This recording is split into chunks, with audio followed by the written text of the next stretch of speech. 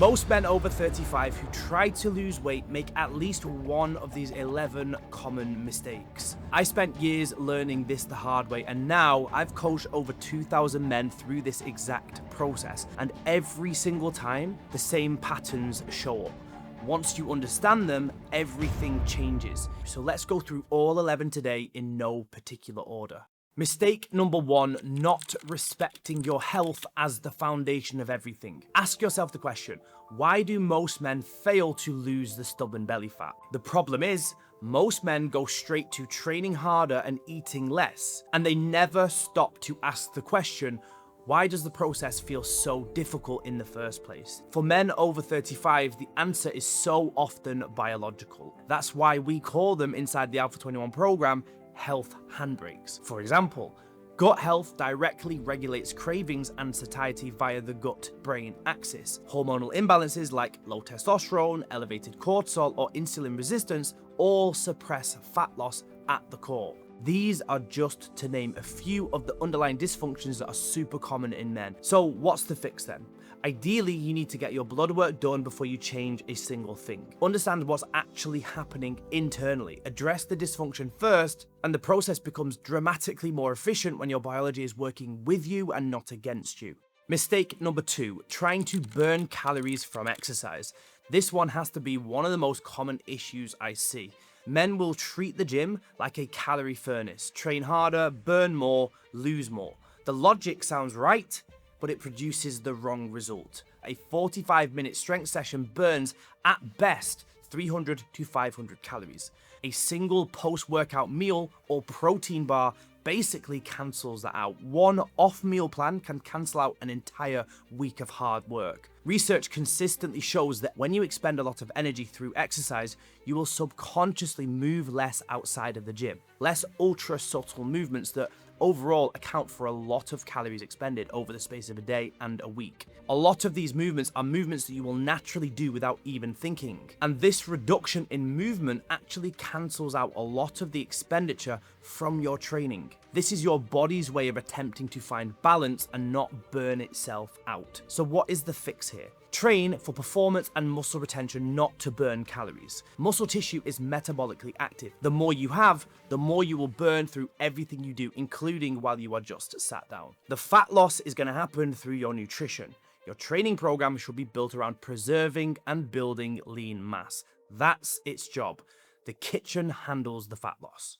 Mistake number 3, underestimating how much weight you have to lose. This mistake can be incredibly demoralizing because guys will set the wrong expectation from the start. It's easy to look down at your belly and think you just need to lose a few kilos, but remember, that bit is always the last bit to go. Initially, your body will tap into fat stores around the entire body. Visceral fat that accumulates internally around your organs, which is very hard to see. This is actually the most dangerous form of fat. Then, of course, you have what is called subcutaneous fat, the fat that you can actually see and pinch on the outside of the body. So what's the fix here? Well, it comes down to a really simple change in expectations. For most men, you could probably take the amount of weight that you think you have to lose and then at least double it, and that's probably closer to the actual amount of weight that you have. Then with that, set a longer timeline in your head from the very start. If you think you need to lose 8 kilos, plan for 16. If you think it will be done in 10 weeks, set the expectation for 20 weeks. And hey, if it happens quicker, then it's all gravy. Mistake number 4, thinking a plateau is a point of failure. There are always peaks, troughs, and plateaus that you need to expect from the very start. Men will typically hit a plateau at maybe 6 to 8 weeks and assume that something is broken, so they throw the towel in and they give up. Or they switch approaches, maybe try and burn more calories through training harder. None of those are the answer. The reason why we plateau is because of something called metabolic adaptation. Essentially, as you lose weight, you are moving less mass through space. The calorie deficit that produced results at the start no longer exists at week 8. This is predictable and it's also unavoidable. So then what is the fix for this? Well, firstly, don't be shocked when it happens. Expect it. Better yet, plan for it before it happens. Know that at some point you will need to adjust something in order to keep making progress. That might look like a reduction in calories, a slight increase in activity, or maybe even both. The adjustment gets you moving again. Men who understand this keep going. Men who don't interpret it as a sign to quit. This is also a really good reason to not just throw the kitchen sink at it from day one, because when the inevitable plateau hits, you need to have some tools in your arsenal to move past it. And if you've already played all of your cards, then you have nothing to play then. Mistake number 5, training more to make faster progress. This ties in with a couple of the points I've already mentioned. Excessive training volume drives the exact hormonal cascade that kills fat loss. Overtraining drives up cortisol into chronically elevated states. High cortisol and its downstream effects make fat loss much more challenging. And as a side problem, it also accelerates muscle breakdown. Overtraining can also slow down thyroid function, tank your adrenals, and completely disrupt hunger signals, making you crave more and overeat. These are all your body's way of balancing inputs and outputs. The fix: don't overcook your training. 3 to 4 strength sessions per week with adequate recovery is sufficient for most men over 35. More is not better. Recovery is where the adaptation actually happens. If you're training 6 or 7 times a week and not progressing, training is the problem, not the solution.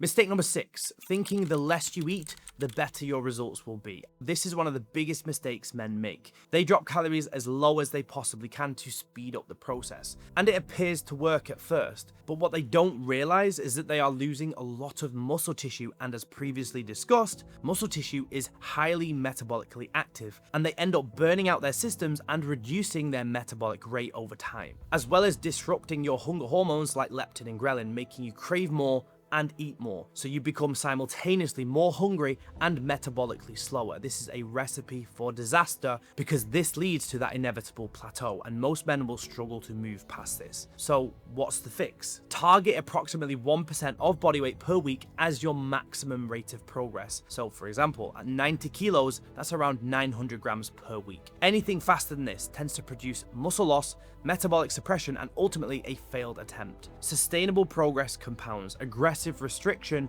produces short-term results followed by a rapid rebound. Remember the story of the tortoise and the hare? Well, never forget who wins that race.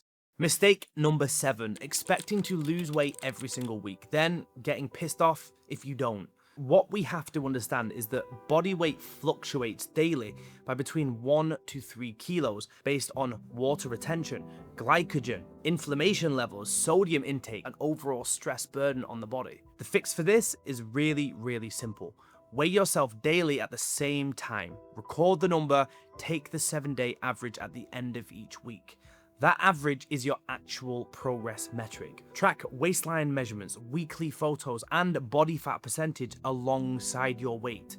Some weeks the scales won't move while the waist drops. Other weeks, the opposite. Progress is rarely linear. Measure what matters, not what's convenient. Mistake number 8, thinking hunger is your cue to eat. If you want to lose that stubborn belly fat, then you need to switch this mindset out. Hunger during fat loss is a direct consequence of being in a caloric deficit. It's actually a good sign that you're losing body fat. This is the signal that fat mobilization is occurring. It is the mechanism, not a warning sign. And eating the moment hunger arrives eliminates the conditions required to lose that stubborn belly fat. The fix here is really, really simple. Reframe hunger as confirmation the process is actually working. You don't need to eliminate it immediately. Build tolerance to short-term hunger during a fat loss phase because it's going to be there regardless if you want to see success. Hunger comes in peaks and troughs, and losing that stubborn belly fat means resisting the temptation to fill your face the moment you feel a little bit peckish.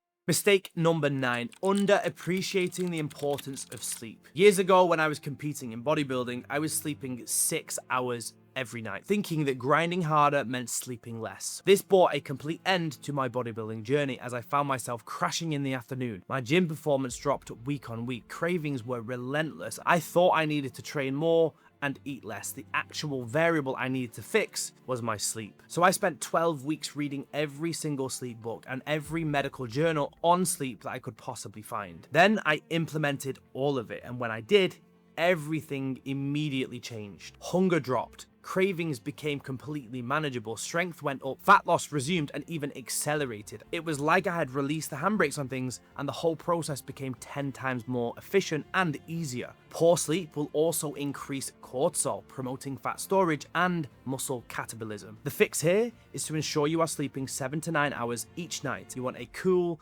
dark room, no screens 1 hour before bed, and ideally upon awakening, get yourself into natural daylight, as this is key for regulating your circadian rhythm. Trust me on this, sleep is not just recovery from training. It is a core physiological driver of the entire fat loss process, so treat it as a non-negotiable.